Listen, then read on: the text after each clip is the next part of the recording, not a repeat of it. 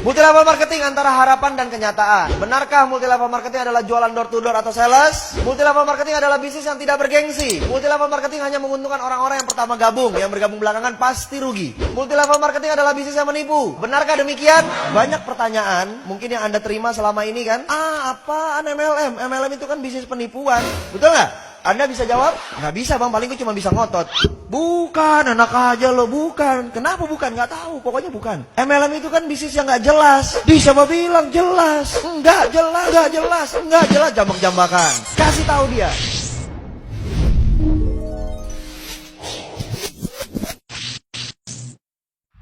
Anda tahu nggak bahwa di dunia ini ada sistem pemasaran? Setiap perusahaan yang ingin mencari keuntungan pasti harus menjual produk. Produknya itu bisa berupa barang, bisa berupa jasa, betul? Nah, dibutuhkan sistem pemasaran untuk sampai ke konsumen. Nah, sistem pemasaran itu hari ini saya mau jelaskan kepada Anda. Oke, saya mau kasih tahu sama teman-teman. Di dalam dunia bisnis, ini dibagi menjadi beberapa jenis. Yang pertama adalah bisnis konvensional. Yang kedua adalah bisnis multi-level marketing. Yang ketiga adalah bisnis money game. Nah, supaya kita nggak terjebak, saya mau bahas dulu yang pertama di money game. Anda tahu money game itu apa? Artinya, money, uang, game, permainan, berarti permainan uang. Banyak nggak yang nembak Anda? Ini money game ya? Jangan-jangan ini bisnis putar-putar uang orang, betul? Anda harus kasih tahu, Anda harus sadar. Kita harus tahu bahwa money game itu punya karakteristik, punya identifikasi. Yang pertama, money game yang pertama, sudah pasti tidak ada produk. Tidak ada produknya. Jadi kalau perusahaan ada yang nawarin tanpa produk, pasti money game. Perlu nggak dicari tahu lagi lebih dalam? Nggak perlu, tinggal. Paham? Ada produknya nggak? Nggak ada, sudah.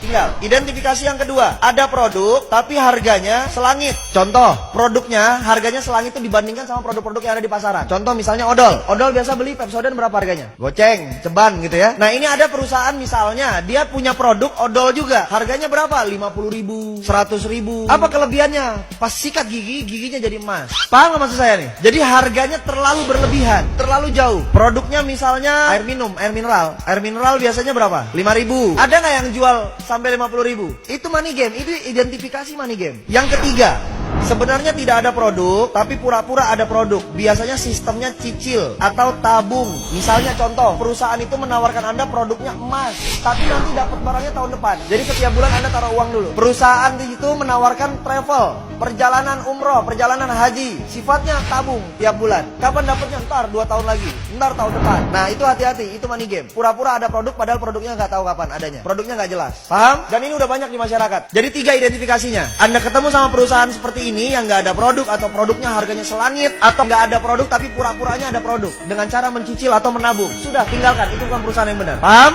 Oke. Kemudian konvensional, ini yang terjadi di sekitar kita. Pasti ada warung atau toko di sekitar Anda, betul ya? Nah, konvensional ini sistemnya begini. Semua perusahaan, tadi saya bilang, semua perusahaan pasti sifatnya melakukan penjualan, betul? Yang dijual apa? Produk. Nah, barang tersebut pasti diproduksi dulu kan? Di mana? Pabrik. Dari pabrik, apakah langsung ke konsumen? Tidak. Dia lari dulu ke distributor besar. Dari distributor besar, dia lari lagi ke distributor kecil. Dari distributor kecil, dia lari lagi ke agen-agen. Dari agen, dia lari lagi ke warung-warung atau toko. Dari warung-warung, baru dia lari lagi ke konsumen. Paham? Oke, yang saya mau tanya, konsumen tahu nggak ada barang yang di warung, ada barang di agen, ada barang di distributor kecil, di distributor besar? Taunya dari mana? Harus ada iklan. Bayar nggak iklan? Mahal nggak bayar iklan? Mahal, betul? Terus, dari pabrik ke distributor besar, ada nggak biaya distribusinya? Ada biaya pengiriman? Ditambah harganya? Contoh misalnya, ini harganya 2.000 dari sini, 2.000 perak. Sampai ke distributor besar, dari distributor ke distributor kecil, harganya tetap 2.000 atau berubah? Berubah jadi 4.000, betul? Dari ini ke sini, dari distributor kecil ke agen, berubah lagi jadi 6.000, 8.000 misalnya, betul?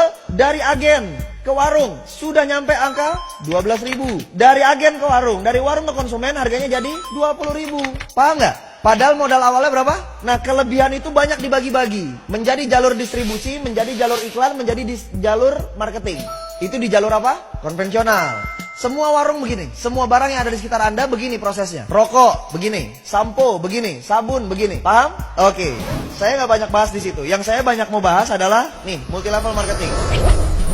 Lalu kalau begitu, apa bang kelebihannya multi level marketing? Multi level marketing ini adalah perusahaan di mana barangnya tetap yang produksi pabrik. Dari pabrik lari ke distributor. distributor tunggal namanya. Itulah perusahaan multi level marketing. Dari distributor tunggal larinya kemana? Ke konsumen. Langsung. Loh, terus bang, kan konsumen ini kan member. Ya, dia member. Terus member biasanya tugasnya ngapain? Cerita, betul? Akhirnya ada orang yang gabung sama dia, betul ya? Berarti si konsumen ini bisa menciptakan konsumen yang lain ya? Artinya apa? Konsumen ini otomatis garis miring marketing. Berarti konsumen ini garis miring bintang iklan. Berarti konsumen ini garis miring apa? Distributor. Paham? Dari sini konsumen menciptakan konsumen lagi, menciptakan konsumen lagi. Harganya dari pabrik ke distributor tunggal, dari distributor tunggal ke konsumen, ke sini sama semua nggak? Sama. Jadi kelebihan dananya tadi, kelebihan dananya tadi itu dialirkannya kepada siapa? Kepada kita, karena Anda marketingnya, Anda distributornya, Anda bintang iklannya. Berarti kita yang dibayar mahal oleh perusahaan multi level marketing. Paham? Berarti Anda distributor kan? Berarti Anda keren nggak? Bergengsi apa tidak bergengsi? Bergengsi. Kenapa harus malu? Anda distributor loh. Distributor, kalau kalau toko-toko distributor itu yang gede, yang banyak stoknya banyak, yang barangnya banyak. Berarti modalnya gede nggak? Kalau kita di multi level marketing, modalnya perlu gede nggak? Nggak perlu. Paham? Oke, satu kelebihan lagi yang saya mau bahas. Anda lihat, Anda perhatikan. Biasanya jumlah barang yang dimiliki konvensional dari pabrik, dia ngoper ke distributor besar ini biasanya bersyarat. Artinya paket besar. Anggap misalnya 10.000 piece. Begitu sampai turun ke distributor kecil, ini turun menjadi 2.000 piece. Dari sini turun ke agen misalnya 500. Ke warung-warung misalnya 100. Ada batasan jumlah barang yang dikirimin, stoknya. Berarti pertanyaan saya begini, si warung ini bisa nggak lebih kaya daripada agen? Nggak mungkin orang jualannya cuma 100 tiap hari. Agen jualannya 500 tiap hari. Mungkin nggak dia lebih kaya daripada ini? Tidak mungkin. Agen mungkin nggak lebih kaya daripada distributor kecil? Tidak mungkin. Distributor kecil mungkin nggak lebih kaya daripada distributor besar? Tidak mungkin. Betul? Oke. Sekarang saya mau tanya, multi level marketing, si konsumen ini jual produk nggak? Jual. Produk siapa yang dijual? Produk perusahaan, bukan produk dia. Punya stok nggak masing-masing? Punya. Stok buat apa? Buat konsumsi, bukan buat dijual. Paham nggak? Stok yang dimiliki member yang bergabung itu adalah stok konsumsi, bukan stok untuk dijual. Yang dijual adalah produk perusahaan. Berarti ada batasan nggak stok barangnya? Tidak ada. Bisa nggak kejadiannya begini? Konsumen yang atas jual cuma 50, konsumen yang bawah jualnya 100. Bisa? Bisa. Siapa yang kaya? Ya dialah yang dapat untung banyak. Yang ini cuma jual atu. Berarti yang lebih kaya yang mana? Yang bawah. Tadi ada kalimat kan? MLM adalah bisnis yang memperkaya yang di... Salah atau benar? Salah.